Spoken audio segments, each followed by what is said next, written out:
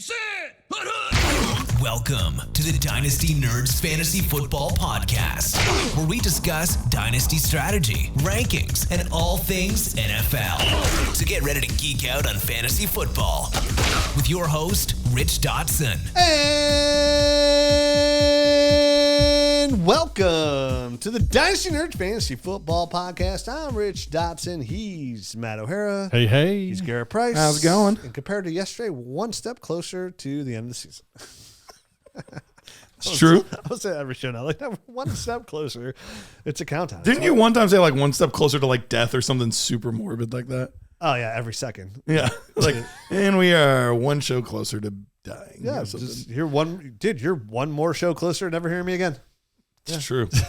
Very, very heavy, very dark stuff. You're gonna miss me when I'm gone. I hope. Remember me. Remember me. At least I feel like I left a legacy, hopefully. There you go. Anyways, we're here back. Garret had a good idea for a show. For once. And we thought we thought this would be fun. Garret wanted us to predict our top 7 at each position 2 years from now. 2 years from now. So entering 2027. Yeah, well, I mean, literally today. So, I mean, it probably wouldn't look drastically different. Beginning, so the end of 20, like week 10, 11, yeah, going into 2027. Yeah, yep. So you're know what to do. Who do you need? How's their schedule look, Garret? Yeah. Quarterback easy schedule? Tough. Yeah, 2 years from now, it's looking pretty rough for Pat Mahomes. So keep an eye on that. No, we did closer to death. Andrew and I did something very similar to this, where we looked at like the first 2 rounds overall and like how we thought things would look, and it shifted for me a little bit how I viewed my dynasty rankings. I'm like, should they look a little different if I'm predicting this 2 years from now, and especially if I'm not contending, like. Should my ranks look a little different versus if I am contending? That'd be cool information for you to maybe share with Rich and I. Yeah. What did I say? I said 2 years from now. No, I know. I'm talking about the draft that you're looking at. Oh, you gotta go steal stuff. Although, look, there's already stuff. Steal? Yeah, this is a corporate entity. Yeah, I own this. Sign an NDA, all right, please. Thank you. It's not like it's a free show on YouTube. You can go watch anytime. Wait, this is our company. You think I watch your shows? Give me a break, man. I know you don't. I know you don't. It's very fair. But that being said, it kind of like altered a little bit how I look at some of these guys. And even though I tend to play in overall, I know Rich, like you talk about running backs in 2 to 3 year windows, but overall I play in more or less 2 to 3 year windows. But it is interesting doing rankings. You're like, well, if a guy's going to be this old in 2 years, would I really value him where I would value some of these guys? Hence my Josh Jacobs and George Kittle trade for 27 exactly. firsts. I think should be high. Yep. Exactly. So it's an interesting exercise, and I mean, we're gonna have to wait 2 years to see how close we actually are or are not. But I think it's a good exercise to kind of think through how we rank guys and why we rank them, and how much age does or does not play a factor. It does play a factor in the game we play. It really does. It's a massive selling point, buying point in the game we play. And we kind of mentioned it before. Like, so you have to, like, this isn't, it's a game we play short term to win championships, but it's a long term vision that we have to do as well, right? So, like, making those trades, like, where's my team at? And again, I don't want to be redundant from yesterday's show, but like, hey, yeah, this player is like 28 now, but by the time I'm ranking like 10, I don't want to lose value. At any point, a player can lose value. ACL, hurt a knee, go out, and they lose that value. Sometimes you just like, you want to play it safe and get that first round pick value, which will never lose value. The first round picks never lose value ever. They gain. They only gain. Yeah. So like when a player, draft. Yep. when a player is 28 years old, and granted, like it'd be like a Devontae, they have 2 to 4 more years of value potentially. Definitely a tight end, right? Like George Kittle. When you look at that window, that 2 year window, like where's my team going to be at in 2 years?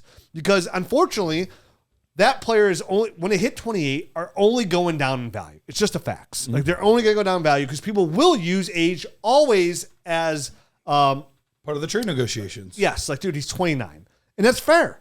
Because unfortunately, sometimes you can have the Devontae Adams, but then you have the Julio Jones, the DeAndre Hopkins, the AJ Greens, like these players that just hit 30 years old, and the year before they were awesome. Alvin Kamara, right? They're awesome, running back 1, and then they're just shell of themselves. It happens that fast, right? And maybe to have a Devontae Adams, or maybe he's an outlier, right? So like that is a huge factor into it. So I agree. Like thinking down the road, even 2027, that 2-year window down the road should be a process of your team, even when you're contending, right? Like, okay, I'm a contender now. How do I extend this? Is there a path for me to be a contender and build a true dynasty in 27? What's my path for that? Okay, my team is really good. I have a 28-year receiver, but I got 2 really good young receivers. Okay, the money move would be that I have a 20-year. Who's 28 that's really good right now? At what position? Let's say receiver. 28-year-old receiver. CeeDee Lamb, right? He's 27. AJ Brown's 28. AJ Brown's 28. So AJ Brown's like one who's having a little bit of a down year, but still a solid name. But say AJ Brown was producing well at that point, or it's not even in this role, or they're gonna be 28 next year. Like, hey, but then I also have Drake London and I have JSN, right? 25, 23. I'm a contender. Yeah, if I roll that 28-year-old back next year, like way better odds. But like, okay, 2 years down the road, he'll be 30. I'm gonna lose a lot of value. Maybe I trade away first picks away, or I want some extra draft capital. First, never lose value. Can I turn AJ Brown into a wide receiver, like low-end wide receiver 2, high-end wide receiver 3? We talked about some of these guys yesterday, and a first-round pick, right? And again, AJ Brown's a little bit down, but anybody in that range. Maybe next year it is CeeDee Lamb after CeeDee Lamb turns 28, right? Which is always a good time to like move players if you're in position with 2 younger players. That's thinking down the road. Like, how do I flip this player into a suitable player plus a first? That's how you extend your window.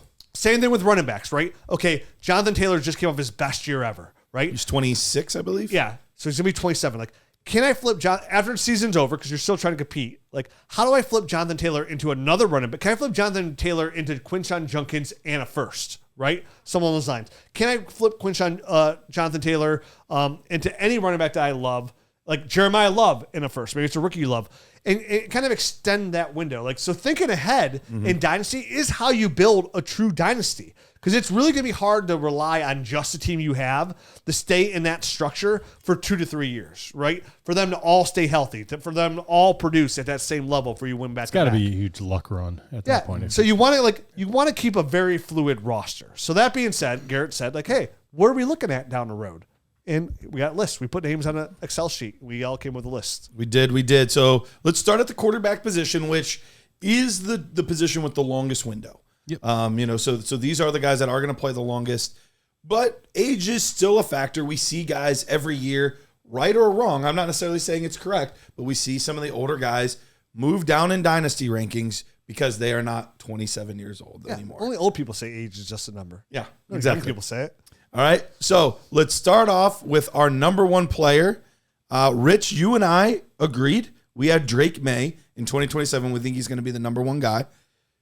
Matt, you still have Josh Allen. You have not moved off of that. You're like, look, I'm staying. Wait, we're supposed to put these in order? These are in order? I thought they just stop. No, I'm just kidding.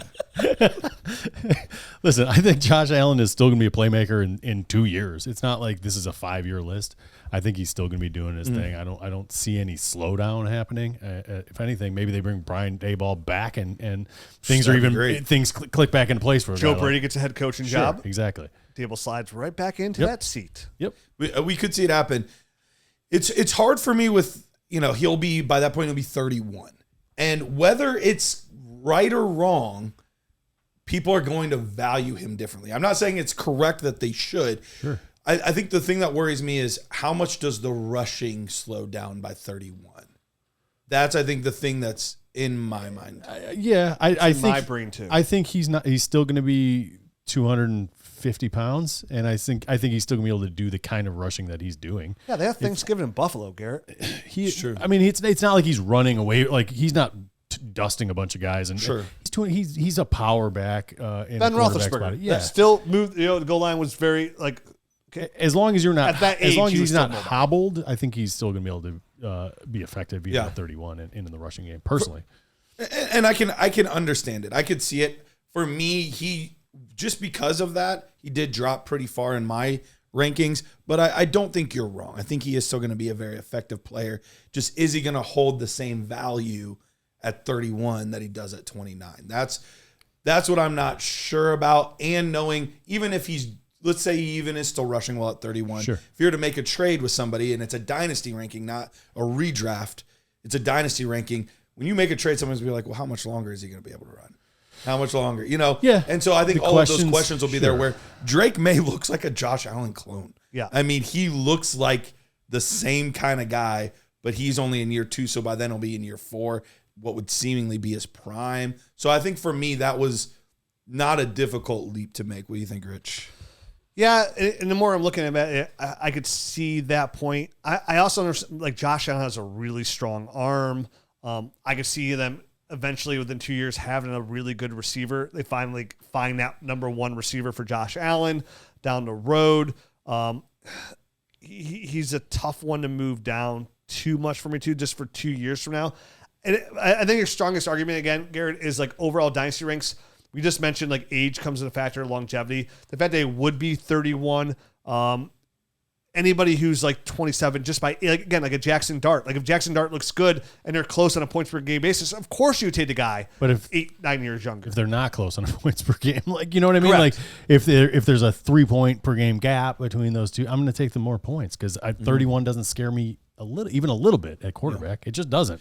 And that's why I left this list is pretty static for me. Sure. Yours is the least changed from what it would look like today. Right, exactly, because it's only 2 years. If it's 5 years, this list will look completely different. Sure. I'd have guys on there, Caleb, Jaxson Dart, because I think by then, for me, that's when the effect would start to kind of creep in a little bit at the quarterback position. I mean, Lamar Jackson 5 years from now could be off the, you know what I mean, like off this list, but he's on there firmly. Yeah, for me. Like me and Garrett both moved Lamar off the list, but I understand that point too. Like what Matt says, like 31 doesn't scare me too much because I'm like, I probably got like 4 more years of good Josh Allen left, right? Like 4, and that's a really long time in Dynasty. Like same thing, like like Matt Stafford, he's a league winner. It would be different though for me is where do I think they're going to finish in 2027 versus where would I rank them for Dynasty? Overall. Because I have to think in 2027, I'm thinking about 27 through roughly 29, correct, 30, that 2 to 3 year window. Sure. So I am thinking about the next 2 to 3 years, but starting in 2027. I get it. Does that make sense? Yeah. With that much thought into it, yes, I could probably move this like a little bit, but Josh Allen's still in my top 7, so it doesn't really like affect me too much. Yeah. So number 2 for us, you do have Josh Allen at number 2. I do. So he has not moved down super far for you. Matt, you have Patrick Mahomes at number 2. Out of curiosity, is he your number 2 quarterback today? Because I would be curious why he wouldn't be if he's going to be in 2 years. Yeah, Matt. That's a good question. And probably not. That is really weird. Probably not.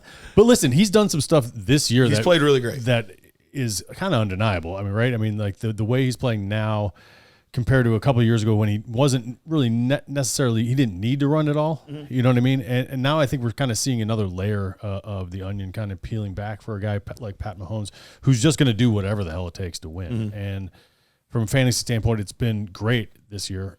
And I think he was in a weird, like, obviously this first 3 years of his career, 3 or 4 years, he was the top guy. It was him and Allen. And then things got weird. They got rid of Tyreek and he was kind of having to figure out things. I think he finally figured out, like, I just got to do it. Like, yeah, I'll just put on the cape. What used to work isn't going to work anymore. I'm just going to have to do whatever the hell it takes to win.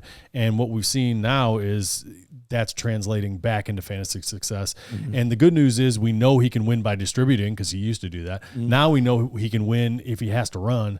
So I think there's just so many positives here with a guy like Patrick Mahomes. Of course, he's a little bit older, but he just knows how to do it. And he's the guy that's mastered the simulation. You know what I mean? Yeah. He knows how to play NFL at any level, and he's going to know how to do that in 2 years also. And for me, he's like the Tom Brady. Like that was going to be my question. Easily at 31. Like, I don't even care if you take away his legs at 31. Like, he's so good and so smart. He would be 32, by the way. Yeah, doesn't affect me. Pat Mahomes is a guy who's going to be good late in this. Like, he's when you throw around the names GOATs and stuff, when he retires, the Mount Rushmores of quarterbacks, Pat Mahomes is going to be on that. And I think that's Mount Rushmores. And I think that's one of the best arguments for it because You have him at 4 on your list. Matt has him at 2. He didn't make my list, but I struggle with it because I wanted to put him on because if you're telling me, let's say he doesn't go quite as long as Tom Brady. Let's say he plays till 40 instead of 45 like Tom Brady did because I don't know that we'll see anybody play that long. That's fair.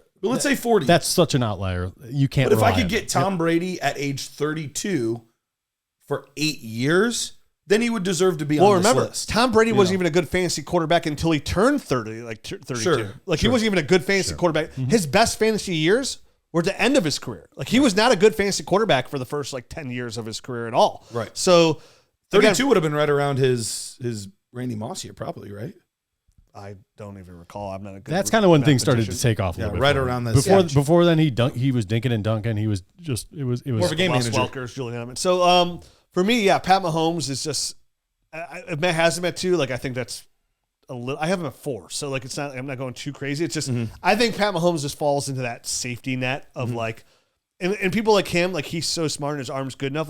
He's only going to get better at the game. He's going to master the game. He's going to be in the same offense until Andy Reid retires. I can see Andy Reid just going out when Pat Mahomes goes out. Essentially, that's when he retires. Essentially, around there, he's going to run the same offense. Do you think Andy Reid's got that many years left? That's true. Maybe not. Maybe not. I think Patrick Mahomes sees another head coach before he's done. Andy Reid maybe 3 to 4 years. Yeah, but even if they do, it probably it's gonna be on Pat Mahomes' terms. He's gonna be such an established quarterback at the time. He's gonna run the offense he wants to run. It'll be fine. Totally agree with that. I feel fine with that, but I just don't think Andy Reid's going to be there the whole time. Just like Tom Brady went to Tampa Bay. Nothing changed. He was still really Bruce good. Arians was I just kind of let him do his thing. Yeah, right? Which is smart. Yeah. You don't fix Tom, what do you like to do? All right, we'll put those plays in. That Everyone else learn Tom's plays. Yeah. You want me to bring Gronk out of retirement? Sure, sounds good. So I think I would definitely take Jayden Daniels ahead of Pat Mahomes. You know what I mean? Me personally. But again, we're talking tiers here. I'm not going to split hairs between those picks. These are top 7 guys. So to be fair with you, put them in any order you want. I feel really good about all these guys. Sure. As my dynasty quarterback one. They're all top 15, top 20 overall scorers. I ended up putting Jayden Daniels there. I know it for the most part this offseason and leading into the season, he was the 1 or 2 guy from most people. He's my 1 overall. Yeah, I was kind of surprised that he ended up being 3 for you. Is it the injury concerns? Is that what's put him there? I moved him down just a little bit in my rankings overall because, so far, listen, I've seen it a ton of times where year 1 you come out like gangbusters. And then, things start to happen, things are starting to happen where, it's not this thing and that thing. And listen, thank God his arm's, okay, he's not even going IR. But, I need you now to finish the year and look good. And now I need that to roll. I'm at the point where that needs to roll into next year. Jayden Daniels can easily jump Drake Maye for me and go back to the 1-1 easily. I believe in his They didn't do him talent. any favors this offseason. They did not. Which wasn't helpful. They didn't. It's a weird team around him. They're super old. They just thought maybe they were going to start kind of right where they ended and it's just going to roll right through. But it's a whole new season. And what would the conversation, let's just play a little game here. What would the conversation be with Jayden Daniels if this was his rookie year and this was happening? This would be an Anthony Richardson type of start to his season, right? Yeah. The fact that he's got one really electric season is kind of, he's banking on that at this point for all of his value in Dynasty, all that, Right. because we've seen good. The only difference I will say there is, yes, the injuries, but even in the games he's played this year, he still put up points this year. He's looked really good. Yeah, you're right. He has looked leaps and bounds better than Anthony Richardson. Yeah. But if this was all we had to go on, and it Right. was just these little glimpses, Yeah, we would be nervous. We would be having a lot of conversations about Jayden Daniels. Yeah. So this just year 2 for him. I got him in there at 6, but I don't know what it's going to be week in and week out.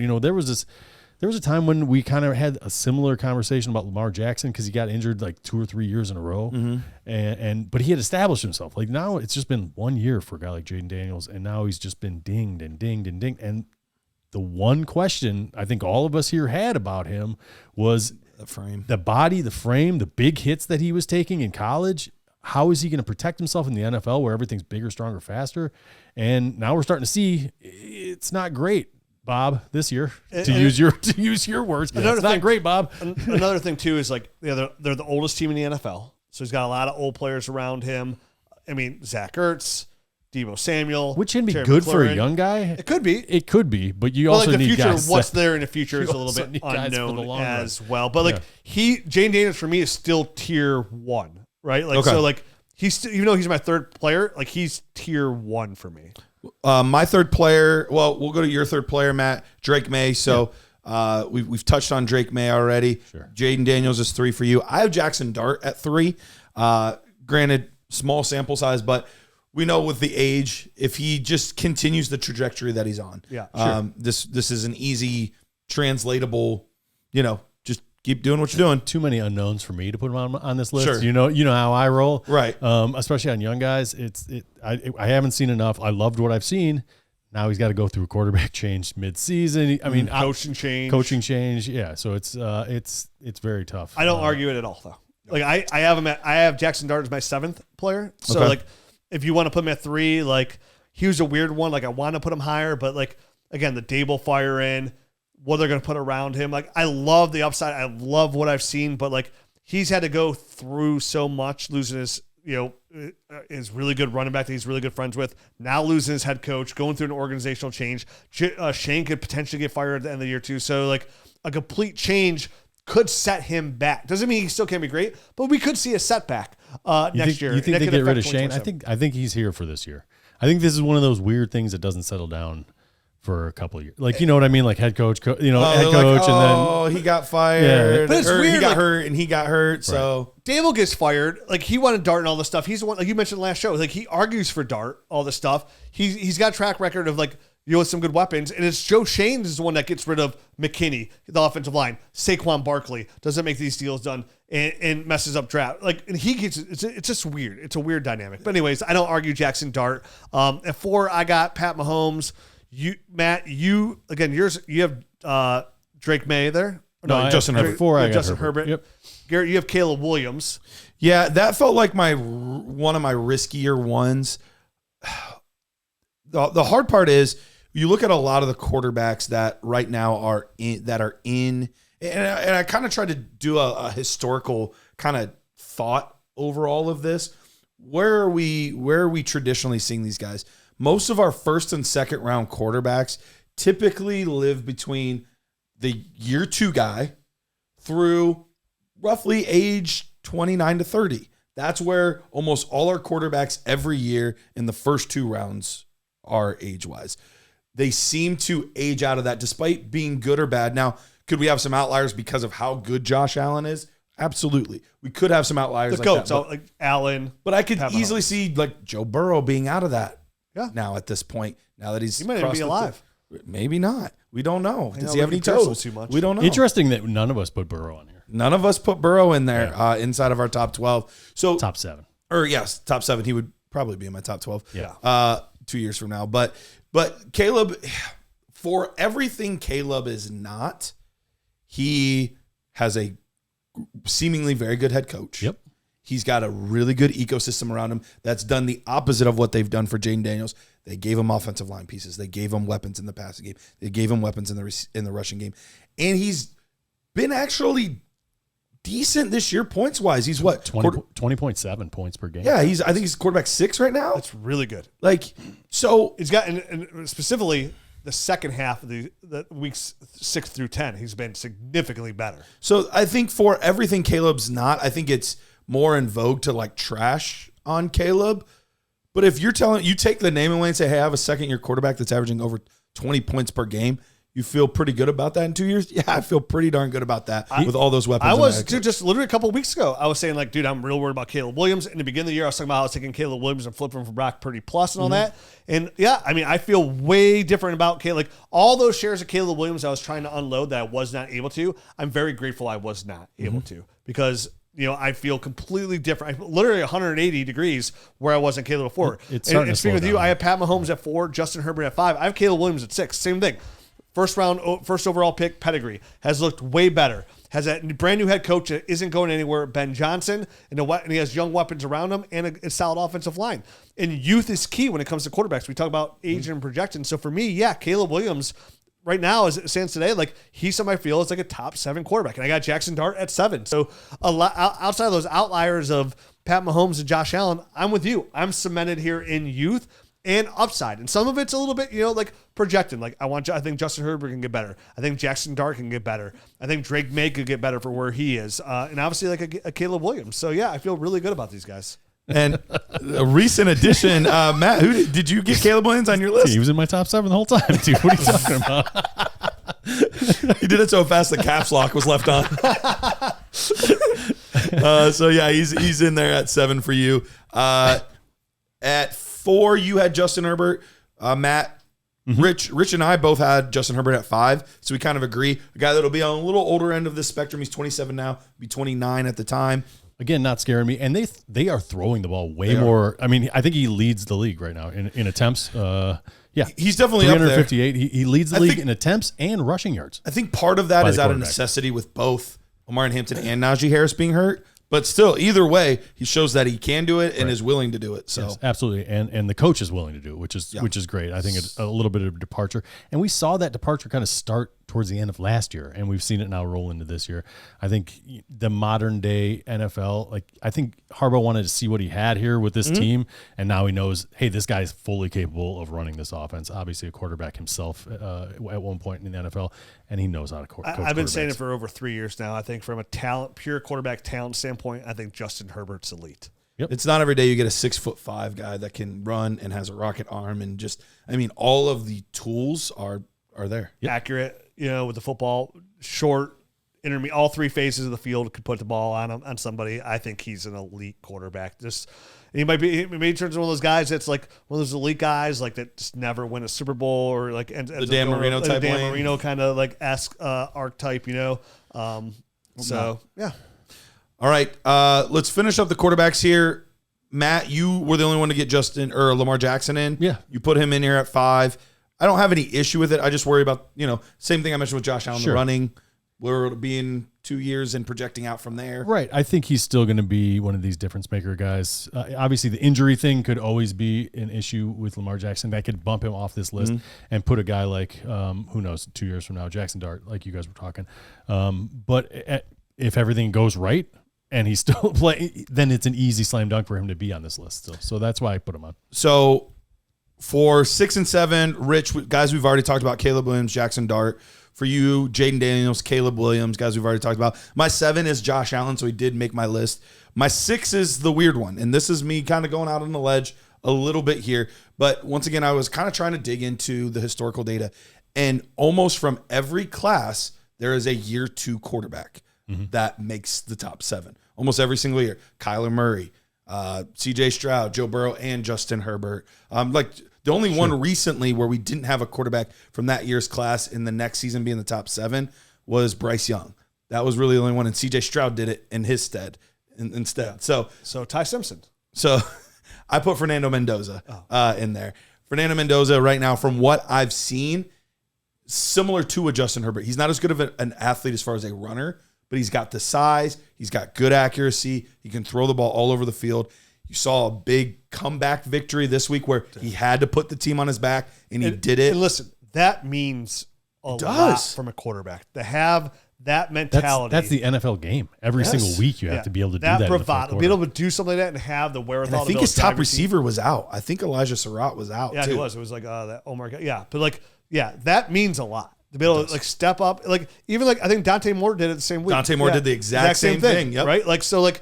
That, to have that kind of mentality under pressure when a game is on the line, to be able, you got to take your team downfield and win a football game, and that means a lot. And not only does it mean a lot, it does so much for their mental ability. I can do this. I'm going to go down. Confidence is a lot. So big at quarterback. So yeah, I'm excited for Fernando Mendoza. I think him and Ty Simpson are two really. From what I've seen, not bringing down study them, are two as a Browns fan who desperately needs a quarterback, right? And I want to top 2. I feel really comfortable right now. I'm so desperate to finish the top 2 because I feel comfortable getting Ty Simpson or Fernando Mendoza. How big is Ty Simpson? 6'2". Yeah, Fernando Mendoza 6'5". Yeah. Fernando Mendoza 6'5", 220. Ty Simpson though 6'2", 210. Yeah, he's thick. Keep an eye on Jaden Maye too, as kind of this year's Jaxson Dart. We have it every year where guys is he going to be a second? Is he going to be a first? Yeah. Some years it's a Will Levis that falls into the second. Other years it's Jaxson Dart that goes in the first. Jaden Maye from USC, another guy 6'3", 230. So he's thick. We had a local guy around here, and I saw Dane Brugler just do it like after it, but a guy named by the name of Jake Burns, he broke down some Ty Simpson film, and I was watching his breakdowns and just saying like this is an NFL top caliber kind of like quarterback stuff that he's doing. Like he should break down the film this week, and it got me really excited about him. So and the cool part about Ty Simpson, different than a lot of guys in the NIL stuff, committed to Alabama, stayed at Alabama several years until he got his shot to play starting quarterback. Whereas we see most guys are transferring after a year or so if they're not playing right away. So doesn't mean a ton, but to me, like I do like seeing those things. What we liked about Zay Flowers, powering through adversity and that kind of stuff. Like Zay Flowers, Zay at Boston College, mentality. Like that means something. That means something too. Like they have that kind of mentality. So let's move on to running backs. Let's do some running backs here. Hey, Nerd Herd, want to tell you about a show that we've been doing live on YouTube where we go over your teams and we talk about how to fix your broken roster. It's called Roster Rescue. We do it live every single Monday at noon Eastern time. And if you want to get a part of that, just head to our Dynasty Nerds homepage, go under the store tab, and you'll find Roster Rescue right there. Perfect opportunity to get your rosters in shape before the season or even in the middle of the season to make sure that you can win a championship. All right, running back. This was the one that was arguably the most difficult for me to do. Simply because, well, the windows are so small. They are. That's why I think mine's like. I feel like I don't even think we're going to spend a lot of time on this one. I think we're like maybe Matt could do some of his, but like deleting one right now. Let's say this list for sure is going to be the most fluid list possible, right? This is the one. If we're going to look, say we go back to this list in 2027, like what's different? I bet a lot of this is pretty close to saying there's always be like a rookie that jumps up that's like a Brian Thomas or a Justin Jefferson that kind of jump in this real quick. But I think running back would be the one like you can't go like, oh, look how different your list. Yeah, no shit, dude. Like anything could change here, right? For sure. So the big difference between you guys and me, you have Bijan at 1 and Gibbs at 2. Matt, you have Gibbs at 1 and Bijan at 2. So not a huge difference there. Right. I ended up going the rookie route, and it was because I was thinking of Jonathan Taylor. Jonathan Taylor is 26. These guys they're 24 right now. They'll be 26 at this point. Will we be prioritizing the 23-year-olds ahead of those guys? Sure. And so I ended up going more rookie heavy at the top of mine and then I put some of those guys they're still made my top 7, but a little bit further back, where you guys were a little bit heavier on like the current top end guys and then rookies. And I can explain that too. I think those guys are just difference makers for the long run. Yeah, and I think the guys behind them are literally obsolete. That's why our list is pretty much all the same players. Like I don't have Quinshawn on here. I could have squeezed Quinshawn on, probably in here, but like who am I going to take out? I don't know who I have in that you don't have in. You have Breece. You have and I don't. Breece. I have Breece. Okay, so the big thing for me is like 2 years down the road. You're right, like Jonathan Taylor, Saquon, Christian McCaffrey. Some of those guys are like so valuable from 26 on. You're right. The problem for me is like projecting is there's nobody behind these guys that I'd even think about putting here. The only person I think I missed on that we're gonna do Breece and like Quinshawn. But you're talking about like almost like a tier, right? I like Breece's pass catching ability, and I think in this offseason when he signs with Kansas City 2 years from now, He's already married to that. I'm dead set on it. I'm telling you, it's facts. It makes a lot of sense. They tried to trade for him. He's a free agent. He's gonna go. He has the opportunity to go there. He's from that area too, and he has a chance to be running back 1 overall in Kansas City. By the way, so and I told Garrett like I'm treating him right now in trade targets as Breece Hall is a Kansas City Chief, and that's easily worth 2 firsts. I would be willing to put him in this list if and when it happens. I'm not going to do it though until it happens. I'm not gonna bust out the crystal balls. They're back there though. Just a little dust. Oh, this would have been a great one to bust out. I had him on this list, and then I put something else. Maybe I'll put him back on this list. He said, and we're back. My list is very fluid. So I think for this, it's safe. Let's just read off our top 7. I don't think we need to explain why, right? So, I think the biggest difference, like I said in the beginning, was I prioritized the youth a little bit more than you guys did. You prioritized I know what I've got in this guy a little bit heavier. Rich, go. Top 7. And I'm gonna tell you, these guys are almost all pretty close to a tier. But like Bijan, Gibbs, Achane, Treveon Henderson, Ashton Jeanty, Breece Hall, Omarion Hampton. And I guess Hampton at 7 is probably the one that could easily jump up to like 1 here for me, right? Like so when I say tier, like I would take probably Breece Hall, even though I have a little bit higher because I'm valuing the Kansas City Chief. I can see him coming back out of that tier for where he currently stands. But otherwise, as a dynasty, like, listen, we talk about 2 to 3 year windows, right? And that's how you kind of like view these running backs that we're trying to project here. I could see like 2 years down the road, like Achane being down a little bit higher because like we can see. I think the best way to say it is like I can easily see Henderson, Jeanty, and Hampton excelling so much. But again, it's such a risky scenario and fluid situation. I'm going to stay pat with these kind of guys. So I know they're elite. I think Achane can be the next Alvin Kamara. Yeah, he's the closest thing to Kamara. Exactly. Austin Eckler had a great long run as a similar profile. And those kind of running backs win long term, like out of the Christian McCaffrey. So like even 2 years from now, like, man, I still need Devon Achane. It's the Miami weirdness that kept him from being a little bit higher for me.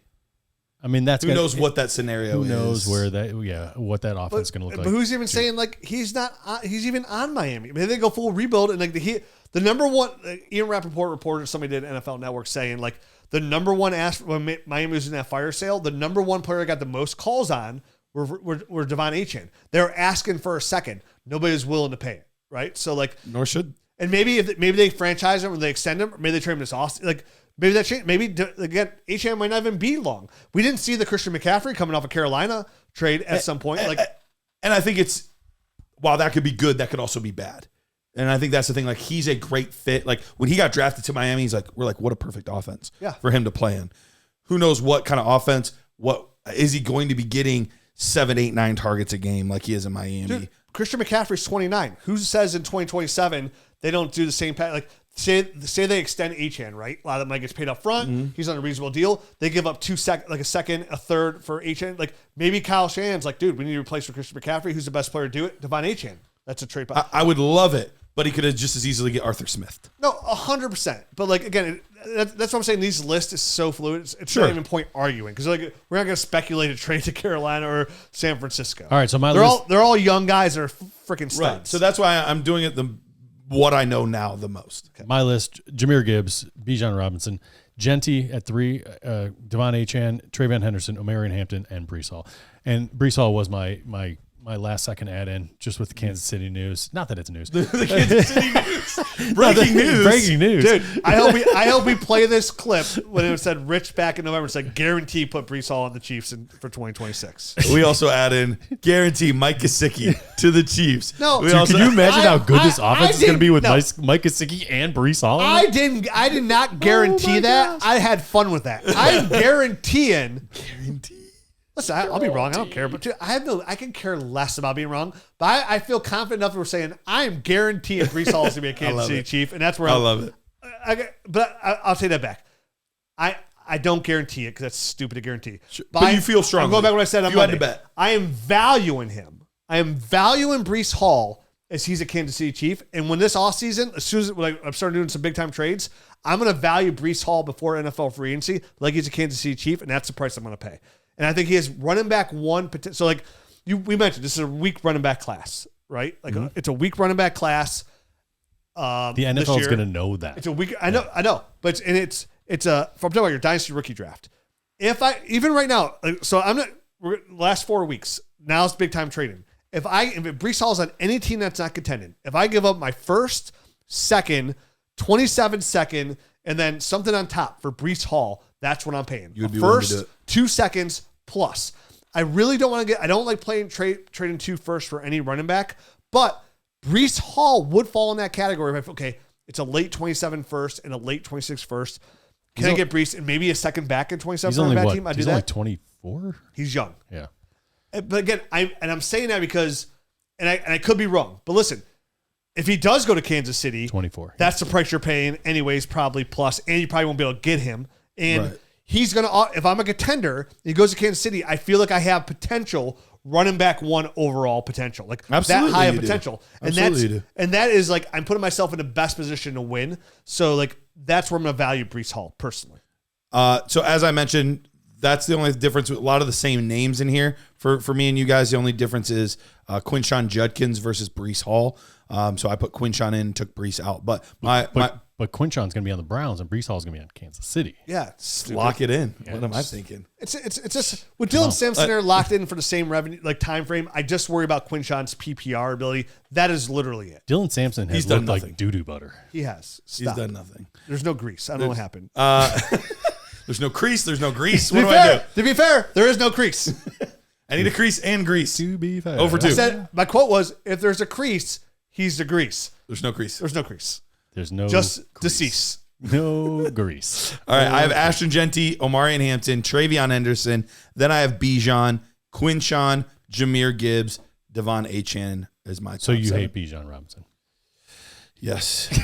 Yeah, generational player. That's just what I heard. Saquon, but as the guy that for 2 years have been saying, get the running back instead of the receiver. Dude, I hate Bijan. Since week 6, Bijan, 0 touchdowns. I know, it's been weird. Tyler Algier, 5. It's as clear as day, Tyler Algier's team. Take Tyler Algier over Bijan in your draft. So did Arthur Smith somehow come back? did he come back to this Atlanta team? I don't get stuff sometimes. It's just a weird. But listen, we play the game. That's why the game's so fun, though, right? Hey, it's a mystery. you know what? As a guy that has him on his team, on a lot of teams, I just think that means he's due for awesomeness in the playoffs. Yep. It's why Dynasty Fantasy Football is the funnest game in the world. Because even when you think you got gold, it's gold plated doo doo. Now he's gold. Fool's gold. Right now, Bijan's gold plated silver, so still very valuable. Still good. Yeah. Whatever is the second value. I don't. That's probably the second most valuable. I'm on the metal trades. But then there's like platinum and there's things more valuable than gold. So plutonium. Definitely. So, anyways, before we go on, from Wakanda, that's pretty valuable. Vibranium. That sounds sexy. Yeah. My wife likes that. So, speaking of speaking of anything, speaking of vibranium, vibranium. Any news out of Wakanda lately? I go a lot of different ways with that too. So, anyways, before we go on to wide receivers, I got to tell you about our friends over at FastDraft right now. If your season's over, you're out of it, and you're just kind of going through the motions to set your lineup because it doesn't matter at this point.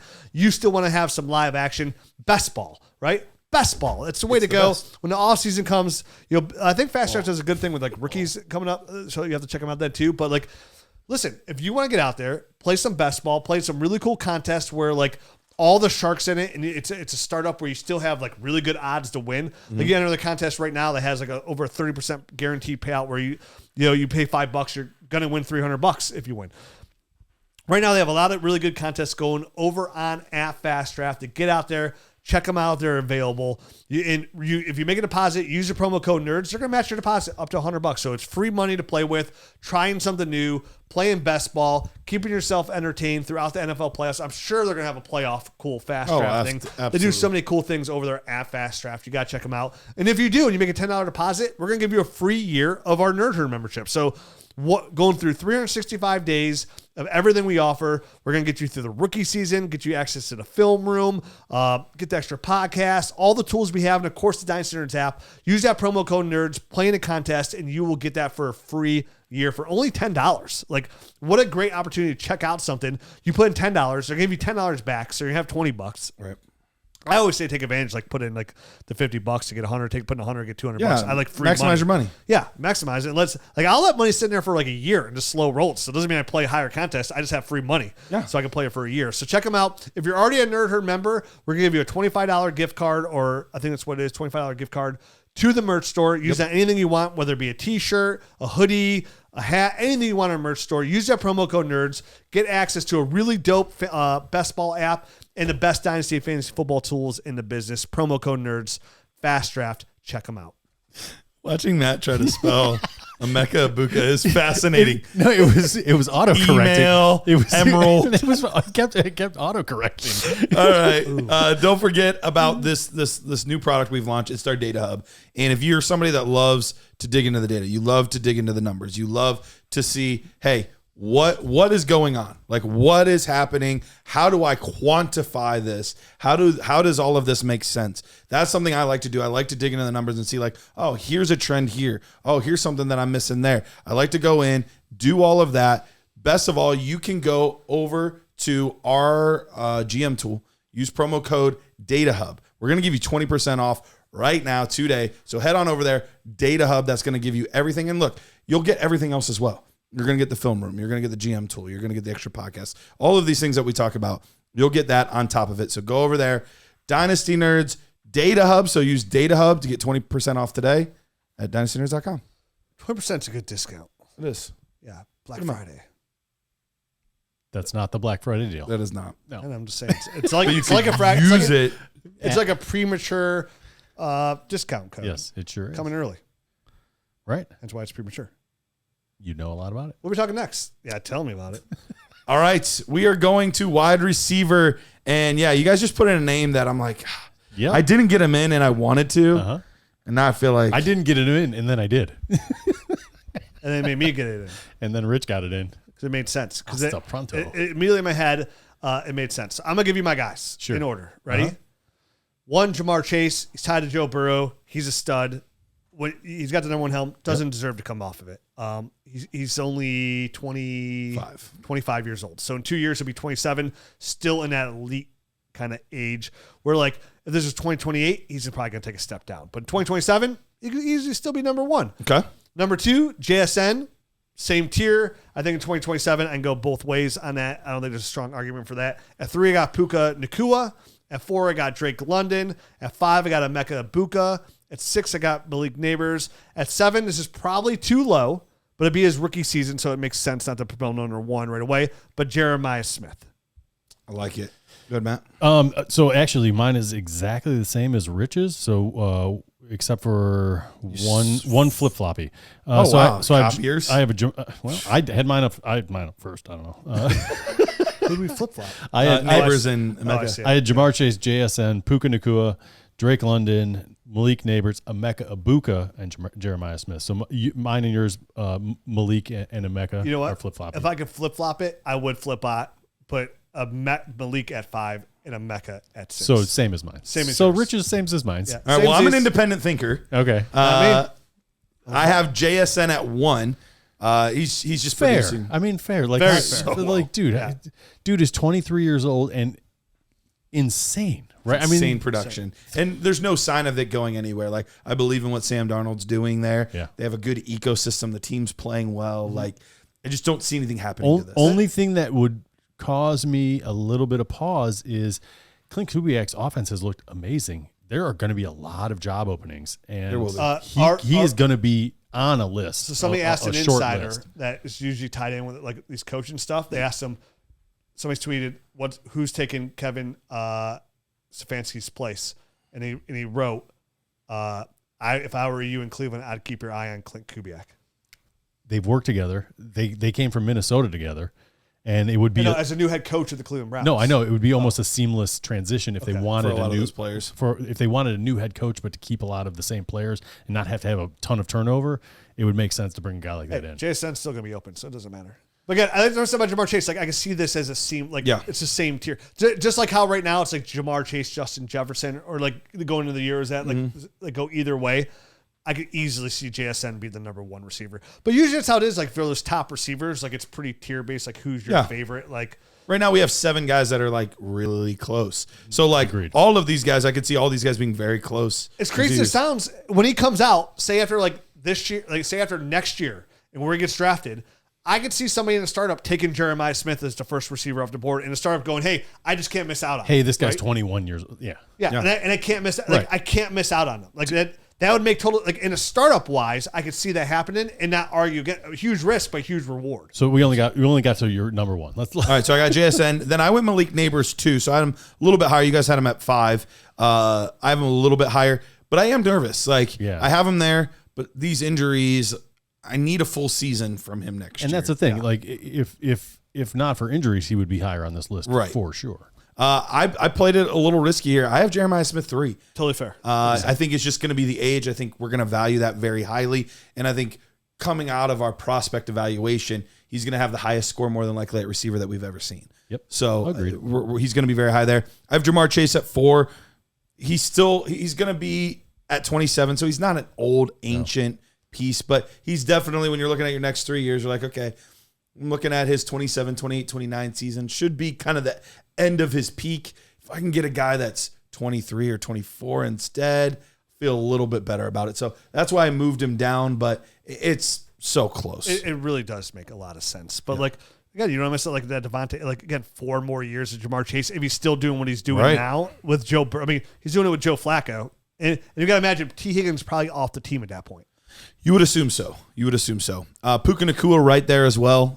Similar age range, similar, I feel good about him. The only reason I kind of flipped him from my rankings now is Stafford will more than likely be gone by then.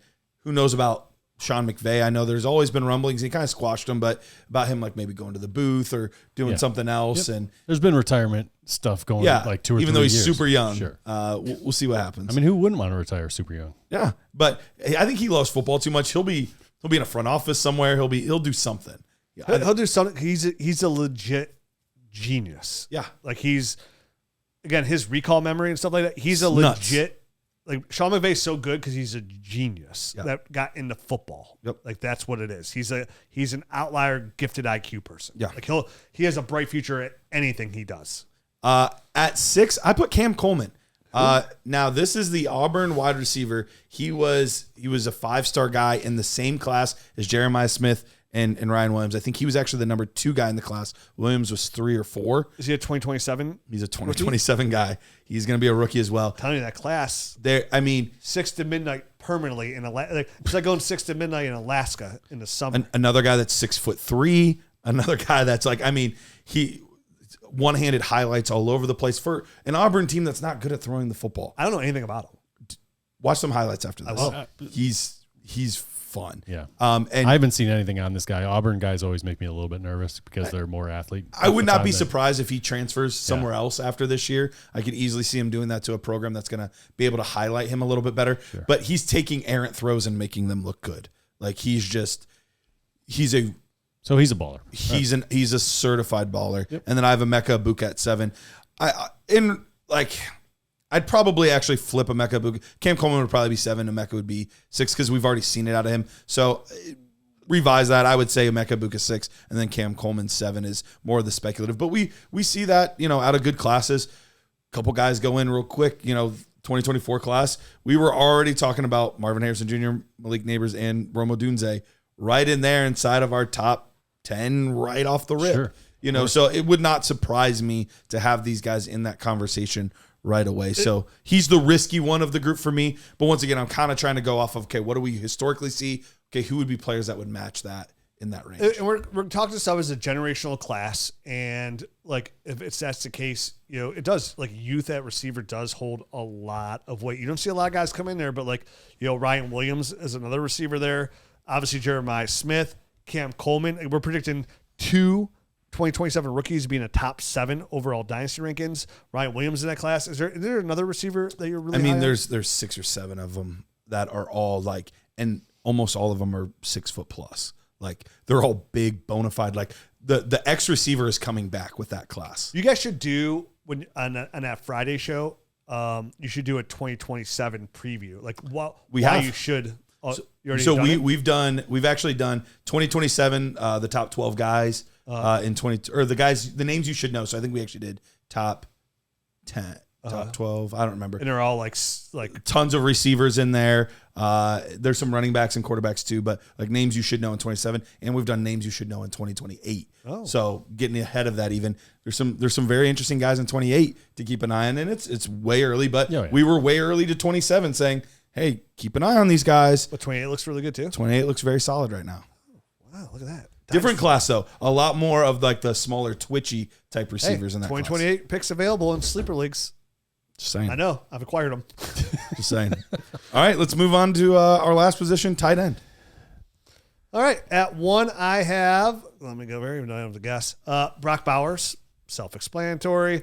Trey McBride at 2. Tyler Warren at 3. That's top 3 for all 3 of us, right? We all have those top 3. You and I switched Warren and McBride, but I think that's is that a tier, or is Brock Bowers in his own tier? And then there's another tier. Brock Bowers for me is his own. I think that's correct. I think it's Bowers, and then those two are in. In tight end premium, I have like Brock Bowers like 8th overall, and I got McBride at like 22 overall. So yeah, it's a big tier difference for me. Like Brock Bowers is, like, although production hasn't been that far off. They've actually been. Oh, I know, but really, Brock really Bowers is only 21 years old. 22. Like it's just He's for sure Trey McBride still has Marv there, and they're going to change. Sure. You know what I mean? Like Brock Bowers, it's just Brock Bowers. They're going to add somebody eventually, but even then, they probably won't be as good as Brock Bowers. Unless they draft Jeremiah Smith.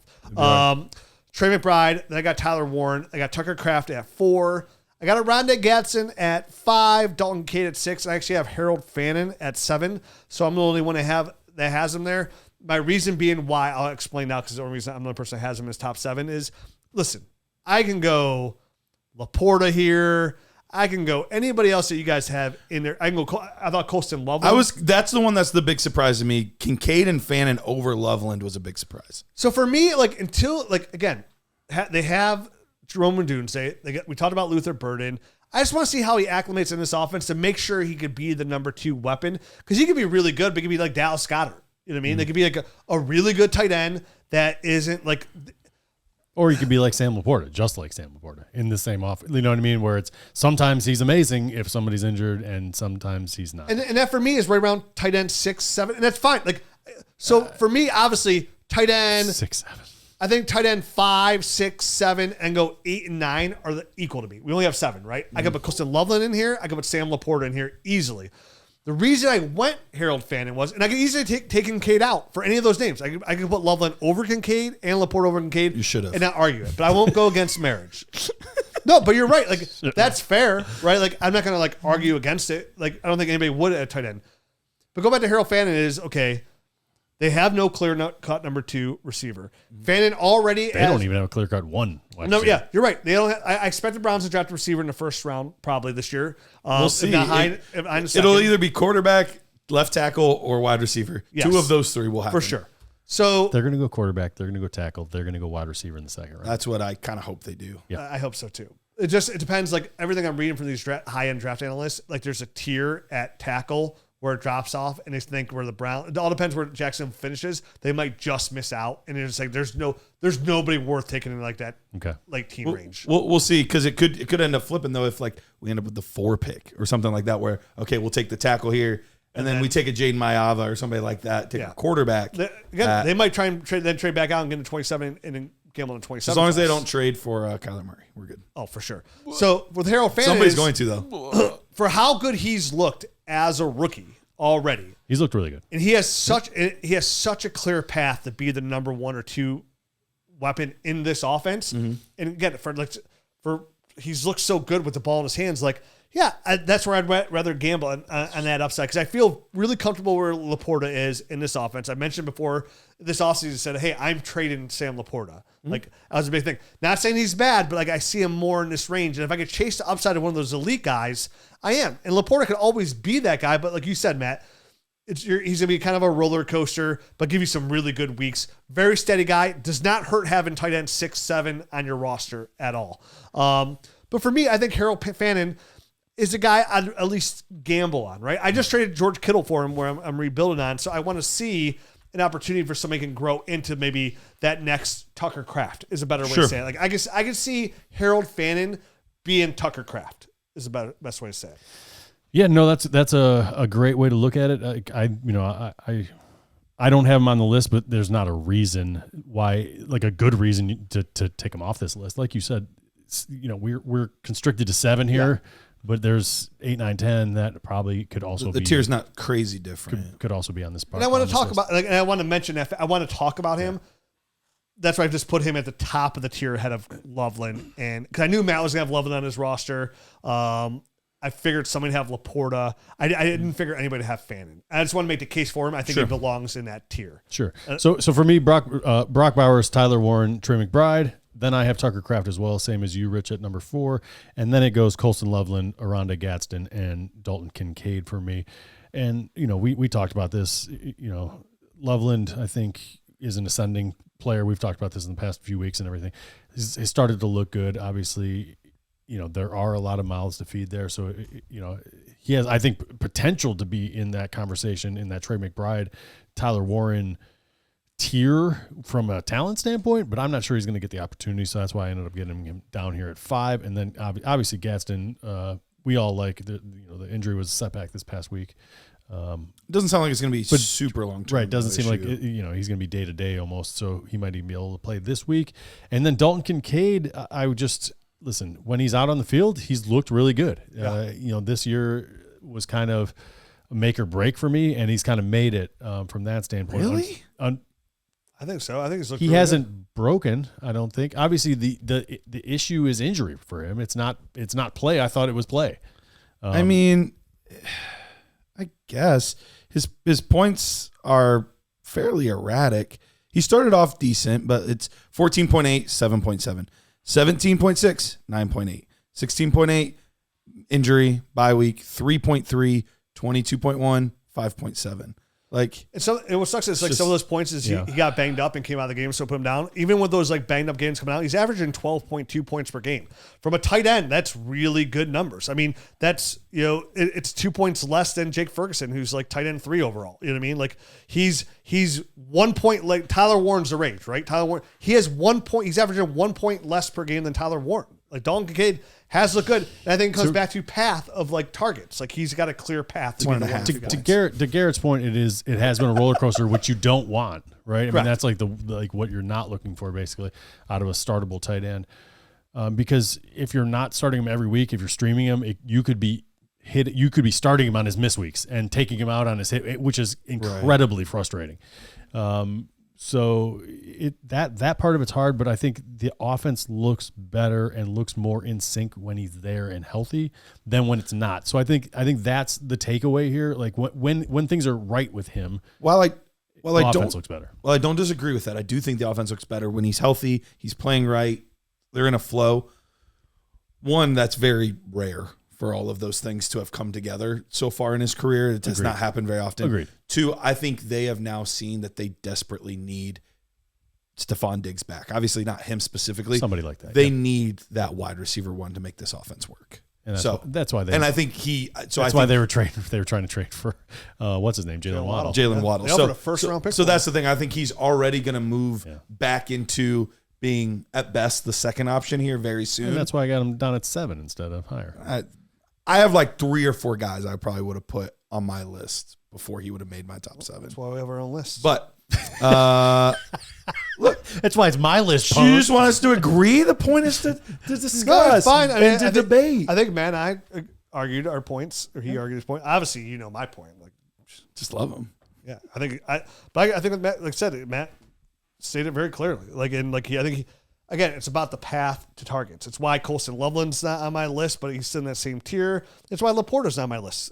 Same thing. It's like I'm just constantly searching for like that guy could be the number 1 or 2 option as offensive producer. Volume is always going to run the show with tight ends. What you really want from a high end guy is volume and skill. If you have a skilled guy not getting the volume, you're going to get production like kind of Dalton Kincaid-esque or Colston Loveland-esque, where it's kind of up and down. You don't know what the hell to get, But if you got that rare combination of he's the number 1 thing and the number 1 target and he's extremely, efficient and amazing, you're going to get Brock Bowers. You're going to get Trey McBride. You're going to get these guys that are total outliers. Absolutely. All right. To wrap things up, I'll give you guys my 7 here. My 7, I have Brock Bowers, Tyler Warren, Trey McBride. So same as you guys. Then I have Colston Loveland, Oronde Gadsden, Tucker Kraft. I would struggle with Tucker Kraft. I could have put him up a little bit higher. The injury's a bummer. Yeah. We'll see what happens. Like their whole wide receiver room is up for grabs. So I'm curious, do they re-sign a lot of them? Are most of them gone and they bring in a free agent or bring in a T. Higgins, or do they? So many, I think they can stand to lose a couple. To right. be honest. So I'm not sure what they're gonna do there. That whole situation's so messy for me that I don't know. Agreed, I really wish he hadn't gotten hurt because I think it would have established things all season that we run our offense through him. Then we'll figure out the rest. I think they kind of already do that, right? I hope so, but it would not surprise me if they brought in we need to get Jordan Love a guy. Yeah. But they haven't done it yet, so we'll see. We've been saying that for years. So we'll see. And then I ended up going Sam Laporta as the last one. We've at least seen the path for him as a tight end 1. He's been a tight end 1 overall before. This year has been, he's right around 12 points a game. So he's not doing anything terrible, but he's not been great either. He's just kind of been fine. But we've at least seen it before, and he's stayed healthy. Yep. So. Okay, that's the show. Adios. That's it. I'm just kidding. It really is, though. I mean, it is the show. Well, he stays healthy this week as we inch closer to playoffs. Remember, think ahead. A lot of these, I think these last 2 shows are both good shows to put you in position to make some trades. Yeah. In the next 2 weeks, and get active out there. Do it. Adios.